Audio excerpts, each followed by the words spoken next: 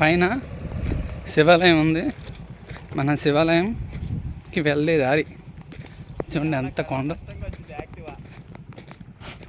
చూడండి ఎంత ఎలా ఉందో. ఎంత మనం చాలా కొండకి చాలా హైట్ ఉన్నాం. కొండ నుంచి చాలా హైట్లో ఉన్నాం మనం. చూడండి కొండ ఎంత పైకి ఉందో. ఇంకా మనం చాలా పైకి వెళ్ళాలి. శివుని దర్శించుకోవాలంటే ఎంత దూరమైనా ఎక్కాలి, ఎక్కడికైనా వెళ్ళాలి. ఎందుకంటే ఆయన ఇచ్చిన ప్రాణమే కదా ఇది. ఆయన చూడడానికి ఎక్కడికైనా వెళ్ళాలి.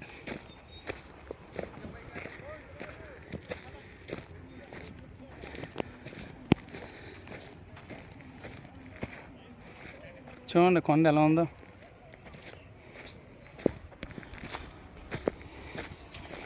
కొండపైన గంటల సౌండ్ వినపడుతుంది. ఇక్కడ చూడండి, ఇక్కడ నుంచి కింద నుంచి మెట్ల రోడ్ ఉంది. కాకపోతే ఏంటంటే ఇది పక్క నుంచి రోడ్డు పెట్టారు. ఇప్పుడు దాకా చూడండి, ఇక్కడ నుంచి మెట్ల మీద వెళ్ళాలి.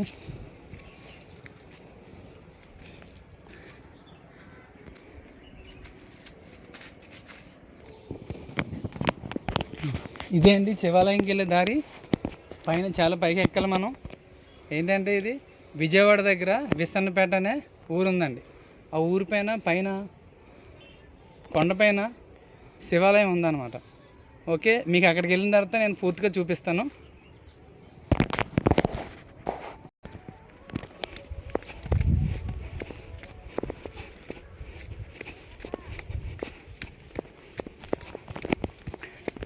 చూడండి మెట్లు అలా ఎక్కుతున్నాము.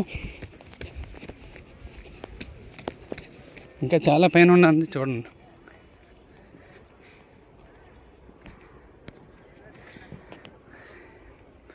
కొండ మీద చూస్తుంటే అంత చాలా చాలా అందంగా ఉందండి. మనం ఎంత పైకి వెళ్తే అంత క్లియర్గా కనబడుతుంది ఇది కొండ. నేను న్యాచురల్గా చాలా కొండలు ఎక్కాను, కానీ ఎంత పెద్ద కొండ ఫస్ట్ టైం ఎక్కినానండి నేను.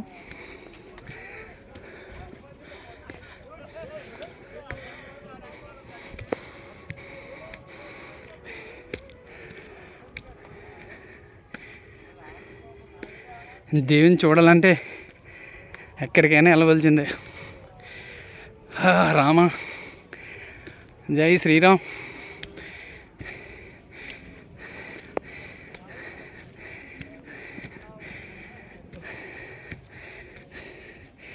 నాన్న ఎంత పైన ఉన్నావు నువ్వు?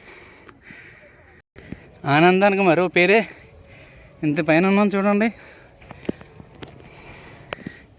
నేను కార్తీక మాసం పేరు చెప్పి ఎక్కడికి వెళ్ళలేదు, కానీ ఫస్ట్ టైం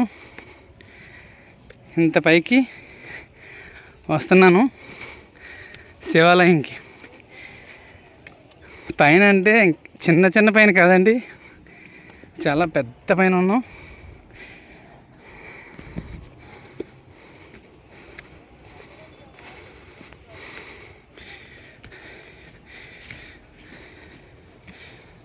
వచ్చేసాం చూడండి, వస్తున్నాం, వచ్చేసాం.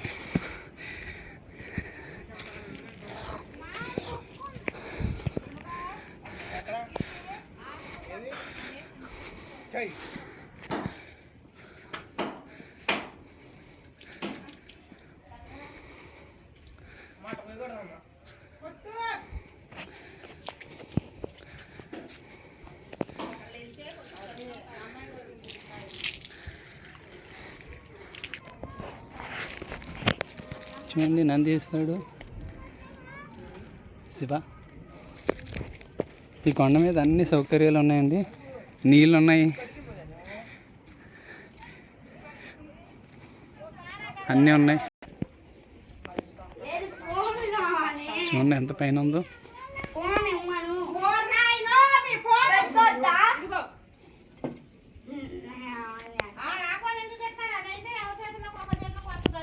విజయవాడ దగ్గర విసన్నపేట శివాలయం కొండపైన.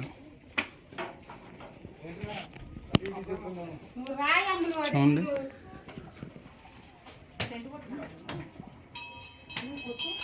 మహాదేవుడు.